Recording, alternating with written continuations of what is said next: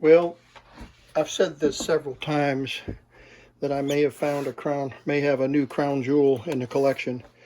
I wanted to show you, and I've done videos on these, I believe. This is a Lloyd's record player. It's a small record player that you set the record here, and it has a drive that rubs on the record and turns the record. And I believe I've done a video on that. I repaired this one, put a new needle on it, cartridge. And then, of course, we have the Wondergrams that are really beautiful little record players. The record plate sits here, and the tires drive depending on 45 or 33 RPM. The tires are driven there. And here's another one, missing a cover, but and the batteries are still in it. And it plays records, and it's got a really nice little cartridge on it. And these are pocket size, as you can see. Pocket, that is in suit coat pocket. They're still pretty big, and those are pretty cool. And these are heavy duty tape recorder or record players. They've got some plastic on the bottom with their feet, and mostly metal, polished metal. And those are really great tape record players. And this Lloyd is another nice little record player. But what I want to show you today is the Mikiphone. The Mikiphone is a Swiss-made unit, and these are very hard to find for decent prices. And this one weighs 2 3/4 pounds. It's heavier than these. It's a wind-up record player, and it's a pocket phonograph. 100 years old. This was 1924.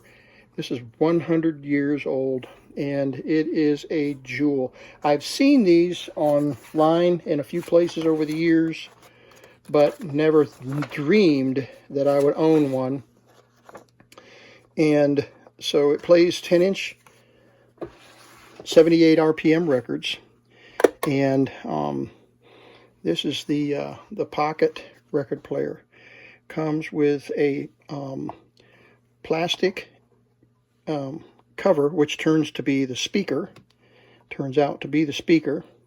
and the cover is quite fragile, so you have to be really careful in taking it out of the unit. And let's see if I can get this out without creating any problems. There we go.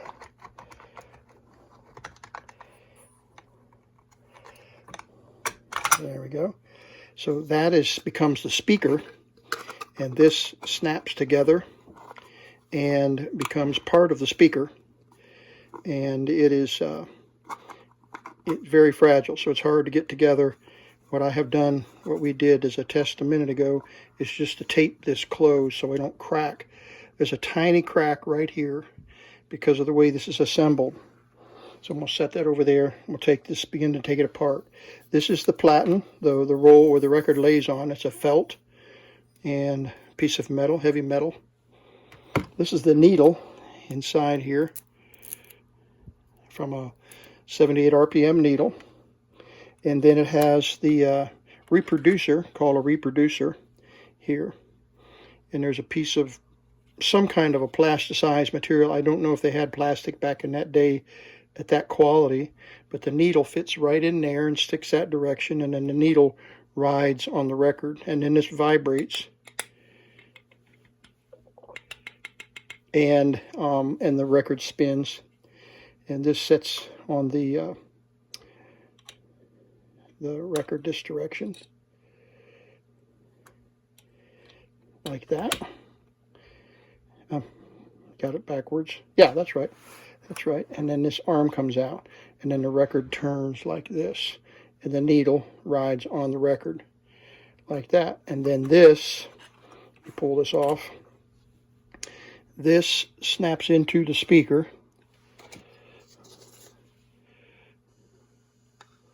Very, very carefully.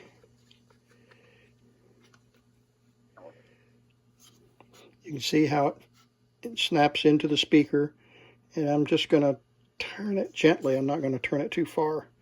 So that becomes the speaker, and you can hear the noise even louder. And then when we put this on here, it becomes even louder. So that's the speaker. And I'm gonna tape this because this is just a little bit swollen, and I'm afraid that if I put it together it's going to snap. Well, I might be able to without a trouble. Yeah, I don't want to snap it. I don't want to ruin it. I'm going to 3D print a new one of these speakers, and my son will help me do that, and we'll get that taped in a minute. Lay that down. So the platen lays like that, and then it's a wind-up motor, and when you pull the arm out a certain distance, it will start to play, and then the needle will rest down on the record like that, lay down on the record. So that is the Mikiphone